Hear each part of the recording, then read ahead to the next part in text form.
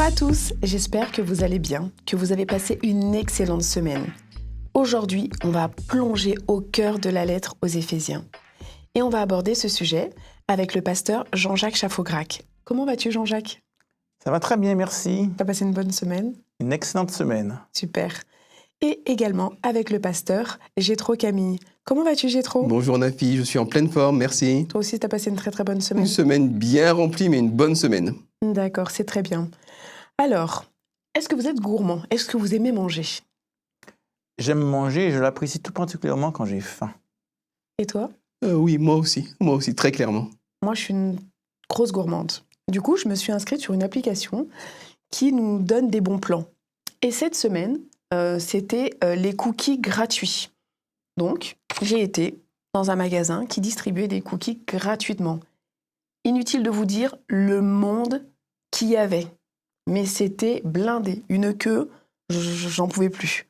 Mais j'ai tenu bon parce que je suis gourmande et du coup, j'ai été jusqu'au bout. Et j'aimerais savoir si aujourd'hui, le message que l'on délivre aux autres, la grâce et la venue de Jésus gratuitement, est-ce que ça attire beaucoup de monde ? Mais pour ça, Jétro, tu voulais peut-être rebondir dessus ? J'ai rencontré un ami qui est curé, qui me disait qu'il était curé de 15 paroisses. Moi, à l'époque, j'étais pasteur de 4 églises. C'était déjà beaucoup, c'était beaucoup de travail. Et lui, avec 15 paroisses, je me dis, mais comment tu fais ? Il me dit, le total cumulé de mes membres de mes 15 paroisses est de 13. Donc, il avait plus de bâtiments que de membres de tous les bâtiments. Et donc, effectivement, il y a quand même un désamour de ce message-là, quelque part, clairement. Une petite question pour toi, Jean-Jacques. Si te restait, tu sais, on t'annonce qu'il te reste 5 heures ou 10 heures à vivre, qu'est-ce que tu ferais ?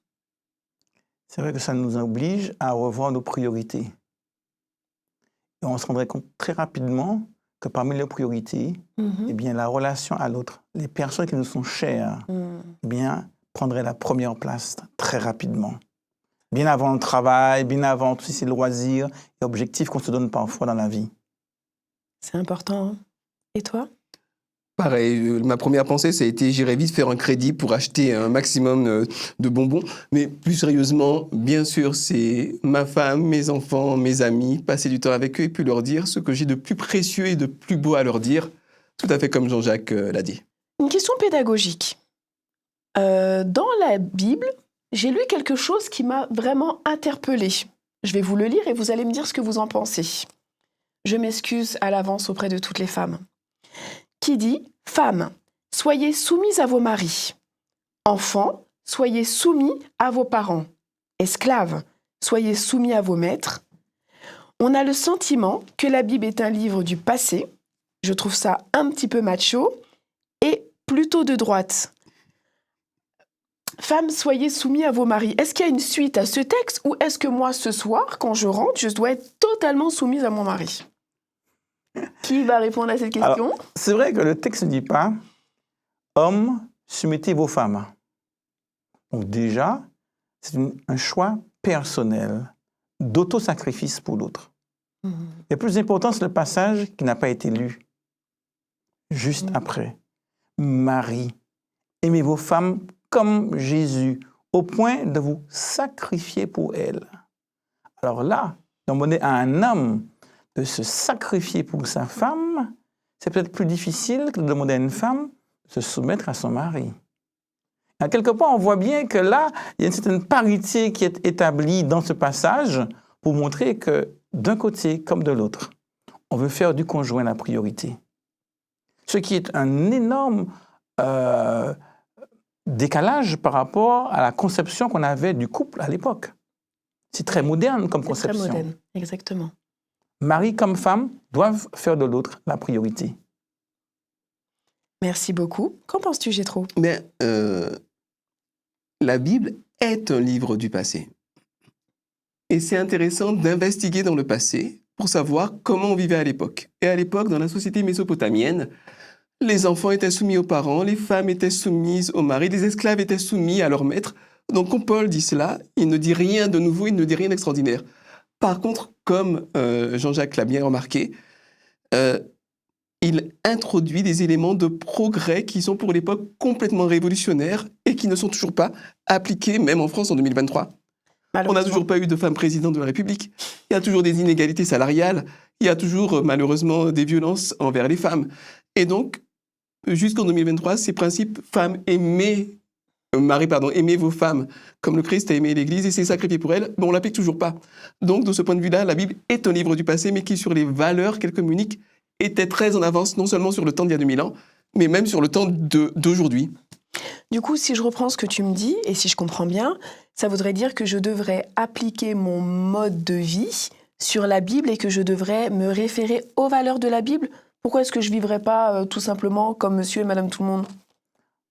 C'est vrai que si on part du principe que Dieu nous a créés et que Dieu veut notre bonheur, Mhm. son message est un message qui devrait nous interpeller. Parce que son propos, justement, c'est de nous montrer la voie pour trouver l'épanouissement total qui devrait être l'aspiration de tout un chacun.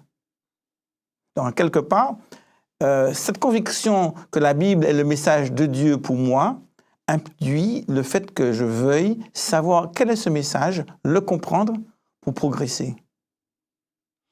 Par contre,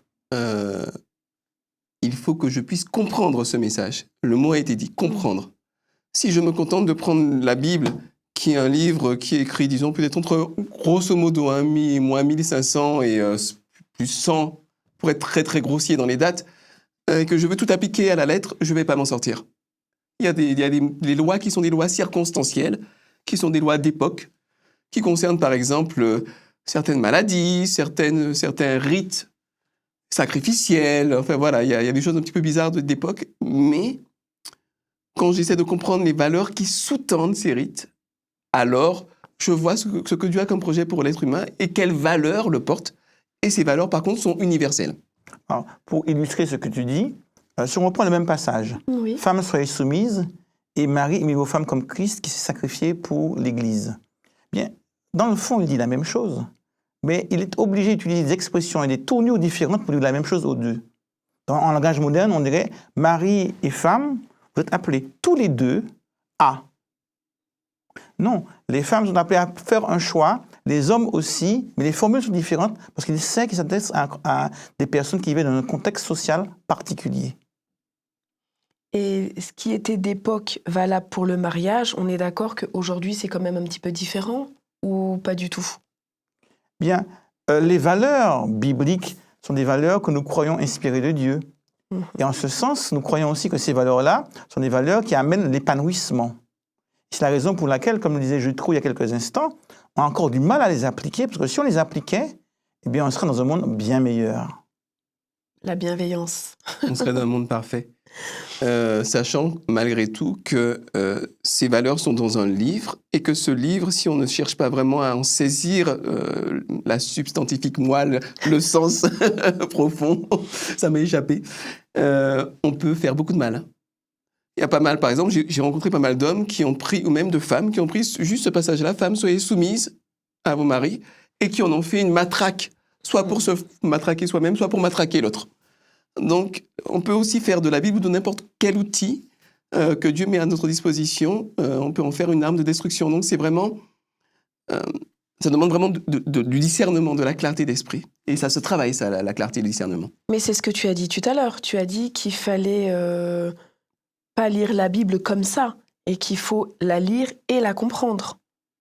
Alors, il y a des choses qui peuvent se lire comme ça, littéralement. Par exemple, moi, il y a quelque chose que j'aime beaucoup dans le Lévitique qui dit « Tu n'auras pas de rancune contre ton frère. Tu ne vas pas cultiver de la rancune contre ton frère. » Je n'ai pas besoin de faire une grosse analyse sur 20 pages, regarder le mot hébreu, etc. C'est tellement simple. Tu aimeras ton prochain comme toi-même. C'est pareil, c'est dans Deutéronome. Tu aimeras ton prochain comme toi-même. C'est très beau. Il n'y a pas besoin de faire des millions d'analyses. Après, il y a d'autres choses qui demandent une mise en contexte, une analyse, une interprétation, ce qu'on dit en termes un petit peu techniques, une exégèse. On va tirer le sens du texte. Ça demande un peu de travail parfois pour comprendre. Et d'autres choses peuvent être lues et appliquées directement, mais il y a un choix à faire.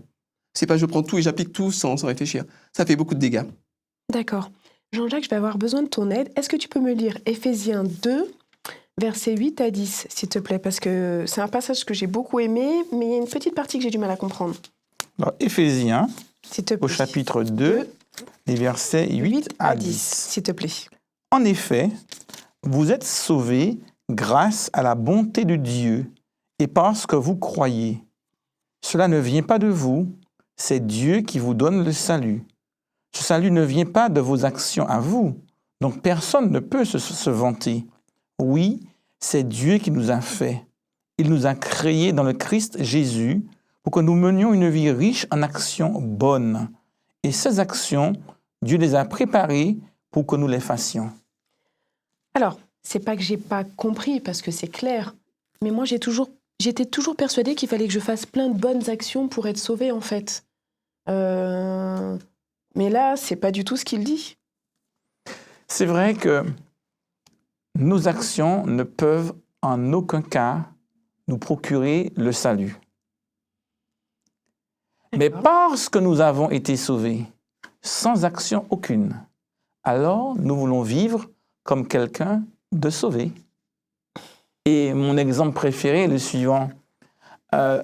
Respecter et suivre à la lettre le protocole royal ne peut pas faire de moi un prince ou une princesse. Par contre, c'est avec une baguette magique, on me transforme en roi, en prince ou en princesse, alors je voudrais suivre le protocole royal. Non pas pour le devenir, parce que je le suis devenu. Il en va de même pour les commandements. Les observer pour être enfant de Dieu, pour être sauvé, ne rime à rien, c'est de l'ordre de l'impossibilité.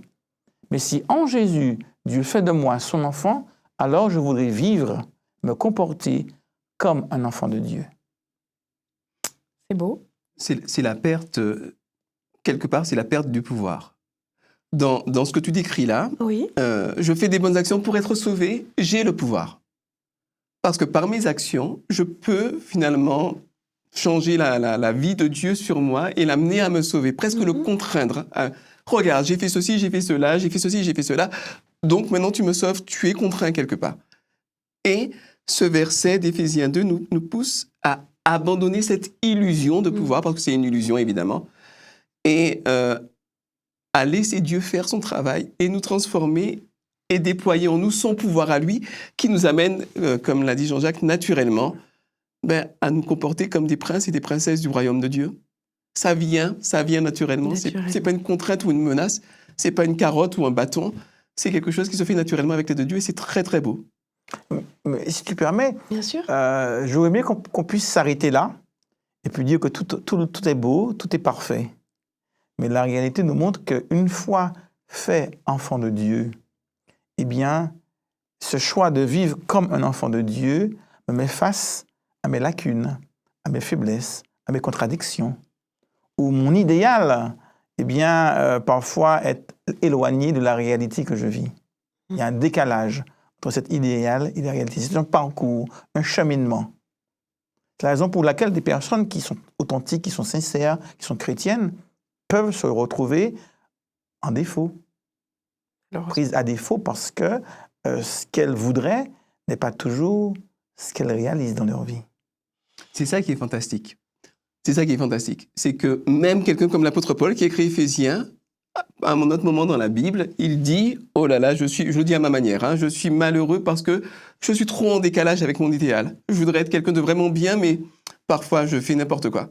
Ou je fais le mal même. » Et c'est ça qui est absolument fantastique, c'est que c'est plus tellement la qualité de ce que je suis qui va m'amener le salut, mais c'est le salut qui va changer graduellement, petit à petit, la qualité de ce que je suis. Alors, il y a des gens qui vont progresser à vitesse grand V. Il y a des gens qui vont progresser comme des escargots. Aucune importance.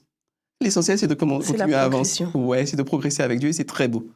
En fait, Dieu nous fait, dans ce texte, bon accueil dans notre réalité actuelle et il nous invite à nous faire bon accueil à nous-mêmes dans notre réalité actuelle et à faire bon accueil à l'autre. Parce que c'est à partir de bon accueil qu'on se sent suffisamment en sécurité pour commencer à progresser. Alors là, il va falloir m'expliquer, comme à une enfant, c'est quoi le salut? De quoi dois-je être sauvé? S'il vous plaît. Je vais essayer d'être très concret. On est malheureux parfois. On souffre parfois physiquement, psychologiquement, moralement, sentimentalement. Et beaucoup de gens courent après une vie meilleure, une vie différente. On veut tous progresser. C'est qu'en quelque part, on veut être sauvé de tout cela. Ce serait extraordinaire d'avoir une vie sans malheur, sans maladie, sans quoi que ce soit. Mhm. Alors, l'étape ultime, c'est la mort. Je crois que lorsque Dieu parle de salut, c'est parce qu'il nous aime profondément. Il aurait aimé qu'on soit joyeux, heureux, dans la paix, dans la sérénité, dans la joie, dans un calme. Et il nous a dit, c'est possible. Sauver de nous-mêmes, en fait, presque. Sauver, eh bien, de tout ce qui nous rend malheureux. Mhm. Et à partir de là, il nous dit, j'ai un plan, j'ai un projet, j'ai mis en place quelque chose pour que tous ceux qui le désirent puissent atteindre cette vie extraordinaire, éternelle, sans mort. Je trouve ça génial. Alors, Jétro, le verset 10. Est-ce que ça veut dire qu'on est tout simplement des exécutants de la volonté de Dieu? Ah oui, je vois ce que tu veux dire. Oui, ces actions, ces bonnes actions, Dieu les a préparées pour que nous les fassions. On pourrait l'interpréter comme ça. D'ailleurs, il y a eu dans un certain christianisme d'une certaine époque une forme de ce qu'on appelle le misérabilisme. C'est quoi le misérabilisme? C'est de dire « Ah, je suis minable, je suis nul, je suis pécheur, je vaux rien, tout ce que je fais de bon, c'est Dieu qui le fait, moi je fais rien, je suis nul, je suis une bouse. » Dieu me dit « Tu n'es pas une bouse, tu es précieux. » Et je t'ai créé, là je suis dans une épître de l'apôtre Pierre, je t'ai créé non pas pour que tu sois un sous-fifre qui exécute ma volonté, mais je t'ai créé pour que tu sois participant de ma nature. Et donc, quelque part, on n'est pas appelé à être des dieux nous-mêmes, mais à participer à la nature divine, c'est-à-dire au projet, à la vision, au caractère de Dieu, qui est tout simplement un Dieu de lumière. Et on est appelé à sortir des ténèbres pour marcher avec Dieu dans la lumière. Donc, on n'est pas appelé à être des sous-fifres, mais c'est avec Dieu qu'on fait ce qu'on fait de bon. Parce qu'on n'a pas été créé pour être déconnecté de Dieu. En fait, on a été créé à la base pour être connecté à Dieu. C'est par design, quoi. On a été conçu comme ça. Et ce passage m'inspire aussi le fait qu'il y a une certaine collaboration entre Dieu et nous.